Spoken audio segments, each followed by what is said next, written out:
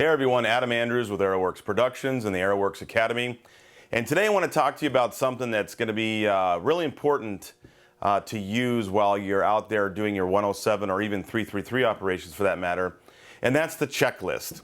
Now when you're operating something as large as like the Matrix 600, this is probably one of the most popular big commercial birds out there right now, you want to make sure that you have a checklist that you're following before each flight. Now I know a lot of you guys got tons of experience out there, a lot of RC experience, but when you start operating something that's 16 to 20 plus pounds and you're operating potentially over a construction site or over a crew, you want to make sure that you've done your due diligence and you've actually went through a checklist the same way that 747 captains go through the checklist.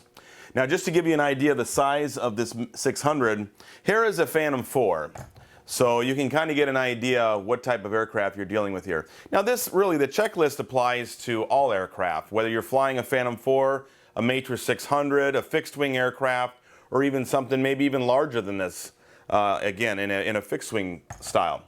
Now what we have done, we have developed over many hours of flight experience in our own commercial operation, we've developed the commercial UAS logbook. So what's in this logbook? Well, let me show you. So first of all, the first couple pages here are really hard stock laminated material. You're going to get all of the FAA 107 and 333 requirements that are listed there. Many people do not know that as part of your 107, you have to keep logs. You have to keep records of your flight hours, of your maintenance on the aircraft, and you have to be able to prove that you actually have some type of a pre-flight checklist in your company's prerequisites for flying. So what we have done is we have laid out and again developed a checklist that we feel is pretty universal for most operations. Now again, specific tasks and things like that, you may have to develop your own. But a before takeoff, a takeoff, and a landing checklist is something that you want to have in your organization. We've developed that here for you. We also have over 100 pages of logbook entries. Now these are, again, it's a spiral bound notebook. It gives you a place for your date, your time, your pilot, VO if you're using one, your visual observer, your aircraft number. We have weather and NOTAM information if you need to do that. We have a place to put all of your weather data, your battery information. We have a section to notate if you have any maintenance concerns of your aircraft. On the back side of each page is a place to draw a diagram if you need to, also to make more notes. And then in the back of the logbook, we have a section to keep all of your maintenance records. Now this is something, again, that is required of you when you start operating commercially. If you go out and change a motor or even a prop for that matter, you're going to need to keep a record of that to show that you're keeping it up to the aircraft manufacturer's standards. Now there are some simple things, props maybe not so much, a motor, a flight controller, any type of a major airframe component, those are all things that you're going to want to have noted in the back of your maintenance records. Now we sell these on our website, you can also get them on uavchecklist.com. We'll put a link down in the description.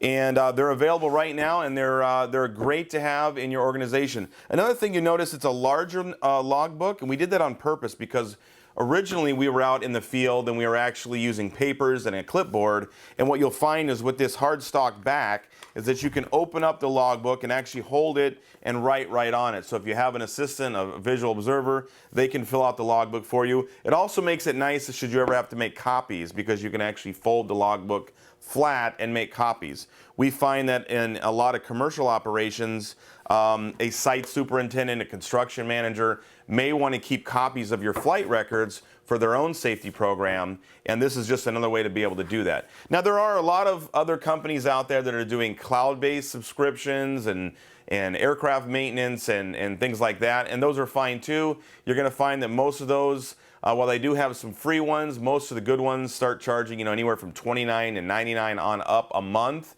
The other thing is, if the internet's down, things like that, you don't have access to your logs. It's always good to keep a written logbook with your, even if you're using cloud-based services, keep a written logbook because then if you have to show that to the FAA, if they want to come out and review your logs, you have all of that right with you.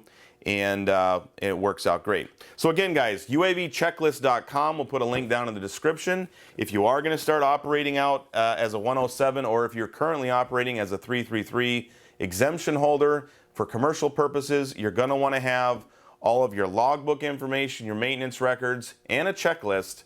And we have done that all for you here with the commercial UAS logbook. So thanks, guys. Thanks for tuning in. Again, it's Adam with Aeroworks Productions and the Aeroworks Academy. And stay safe, fly safe, and we'll see you next time.